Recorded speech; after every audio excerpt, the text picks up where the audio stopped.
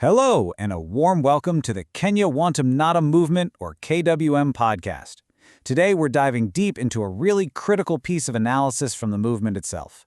It's an article called Kenya After Kenyatta, the Empire of Looters. Now, it makes a powerful, really unflinching argument about the last 40 years of governance in the country. And in this explainer, we're going to break down exactly what it says. Right from the get-go, the source material does not pull any punches. It opens with this incredibly powerful statement. The whole idea is that the immense hope that swept the nation after Jomo Kenyatta's death in 1978, well, it was tragically short-lived. This one sentence really sets the stage for the entire analysis, suggesting that the dream of a nation for all its people was systematically hijacked and turned into a marketplace for a select few. So, what is the central argument here? What's the big idea? The article puts forward a really bold thesis, that this system of corruption hasn't just survived through different presidents and different parties, it's actually been perfected. The claim is that there's a single system that operates no matter who is in charge. So let's unpack what the source actually means by an empire of looters. Okay, so the article defines this empire as this deeply rooted system where holding public office isn't seen as a public service, but more like a golden business opportunity. It claims that no matter the changes in presidents, the party slogans, or all the public promises, the fundamental goal of using state resources for personal and political gain has just remained constant.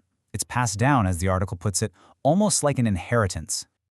So how does the article even begin to support such a huge claim? Well, it breaks down its argument by taking a hard look at 4 different presidencies. It argues that even with different faces at the top, different manifestos, and totally different promises, they all operated within this very same fundamental system of extraction. This timeline really lays out the 4 eras the article examines. You can see how it maps out a pattern. It starts with what it calls Mwai's era of fear and greed. Then it moves through the supposed reforms under Kibaki, into the mega projects of Kenyatta, and it finishes with its analysis of the current administration. The source is basically arguing these aren't separate, distinct periods of governance. They're just different chapters in the exact same story. Kicking things off with Daniel Arap Moi, the article alleges that his 24-year rule was all about absolute control. It claims he treated the state's coffers like his own personal bank account to buy loyalty and crush any dissent. And the result? The decay of essential services like education and healthcare. The source points to the infamous Goldenberg scandals as the poster child for this era, a scheme that it says siphoned billions and billions from the economy. Then, in 2002, Mwai Kibaki's presidency arrived, and with it came this huge wave of hope for real change. But the article argues that this optimism didn't last long. It claims that while, yes, there were some initial reforms, huge scandals like Anglo leasing proved the system hadn't gone anywhere. It had just adapted. Corruption, the article suggests, got smarter. It became more sophisticated, hiding behind the language of economic development and sharp corporate suits. The analysis then shifts to Uhuru Kenyatta's time in office, which the article flat-out labels the billionaire's republic. Here, the focus moves to mega projects and, well, mega scandals.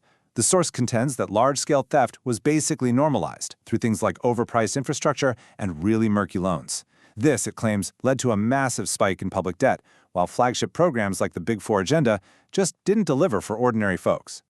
And that brings us right up to the present, with the source's critique of the current administration under William Ruto. The article is incredibly critical of the hustler narrative, framing it as, well, a facade. It claims that despite all the promises of a bottom-up economic model, the reality for so many people has been rising taxes and continued exploitation from the top, with allies benefiting while the cost of living just keeps soaring. Now, beyond all the politics, the article spends a lot of time on the real-world impact of this alleged systemic corruption. What does it actually do to the country? It frames this damage as the complete destruction of a nation's 3 core pillars: health, education, and the economy. When it comes to healthcare, the source paints a really grim picture, describing it as a primary casualty. The article talks about empty hospital shelves, constant strikes by unpaid medical staff, and the absolute bitter irony of leaders seeking world-class medical care abroad while the public system they're supposed to be managing just crumbles. The second pillar the article looks at is education, which it argues has been treated like a broken promise. It points to underpaid teachers, schools that are literally falling apart, and a system that's churning out graduates with very few job prospects. And this, the source claims, leads directly to a massive brain drain, as the nation's brightest have to look for opportunities elsewhere, all while the elite educate their own children in schools overseas. And when it gets to the economy, the third pillar, the source makes a really bold claim. It suggests the country has become a prison of debt, not because of scarcity, not because there isn't enough to go around, but because of systemic theft. The core issue, according to this analysis, isn't a lack of resources, but a deep, persistent lack of integrity in how those resources are managed. So this all raises a huge question, right? How does a system like this keep going for decades? The article argues it's not by accident. It's actually sustained by deliberately weakening the institutions meant to provide accountability, and by slowly chipping away at public trust.